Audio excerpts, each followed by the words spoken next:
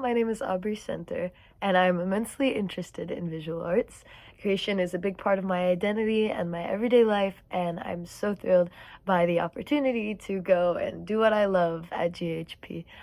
So, to serve as a testament for my burning desire for creation, here are three of my favorite pieces. So, to start us off, this is my first piece called Your Mind is an Equinox. It says this in the lettering, but it's very hard to read because I wanted it to be kind of a scavenger hunt of sorts. So, this was a neurodoodle for my art class, and I kind of just started with big swirls, and then the process unfolds itself and soon becomes this intricate thing that I didn't even know I was going to create. So this process in particular is very important to me because it's kind of a way of letting my thoughts out onto paper.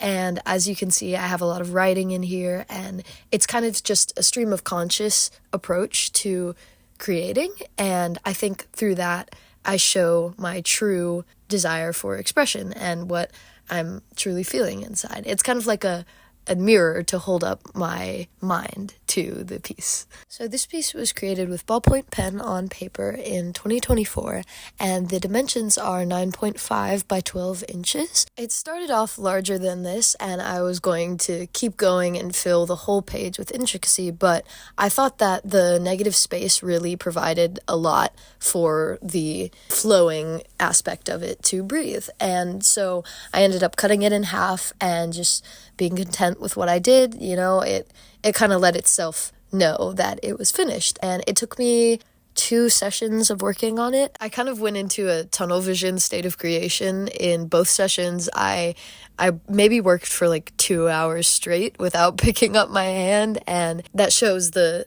desire for everything to flow out of me, I think, because I just woke back up and I had a lot on the page. So yeah, this is one of my favorite pieces because I think it truly shows a strong aspect of my creative process.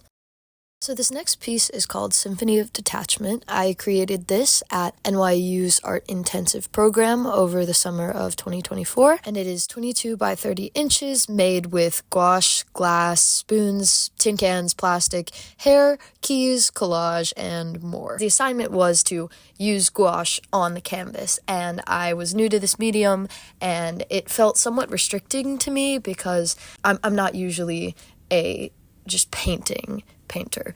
I obviously have to add every possible aspect of creation to it. So from a canvas with plain gouache on it, it turned into this great larger thing. So with this piece, I think it was a very important turning point in my creative process. The whole point of this piece was to let go of the pressure I have on myself to create and simply feel through my mediums. And I think my friends at this program definitely taught me this. They taught me to let go of all the expectations I have in creating art and just blindly go for it, And I think this is really evident in the soda tabs and the bottle caps and the glass that I found on the side of the road, incorporated in this piece, because I stopped caring about what the end product was going to look like and what people would perceive it as. I just used it as a vessel to get out something inside of me. And in this piece as well, there's a lot of writing and contemplation, and that I think fueled the visuals as well because I was using each to bounce off each other. And I did start normally on the front of the canvas, but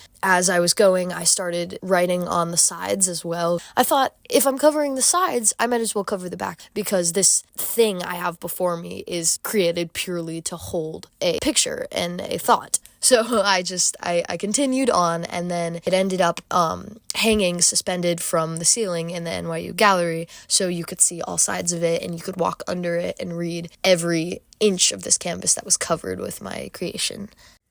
So last up, we have Natural Abstraction. This was a woodblock print I created in New York, and it is 8 by 10 inches, and I made it in 2024. So I think this piece really shows a different part of my brain that is more analytical and focused, and this was a new medium to me. I had never done printmaking before, especially not woodblock, and it really challenged me in a new way to think critically and use a different approach to art making, because usually I just go for it. But in woodblock printing, you really have to plan it out, obviously. So that was a good challenge for me, because I think I learned a lot about precision and the beauty that comes in trying something different. And as I wasn't used to it, I still was able to convey the full amount of expression I would have liked.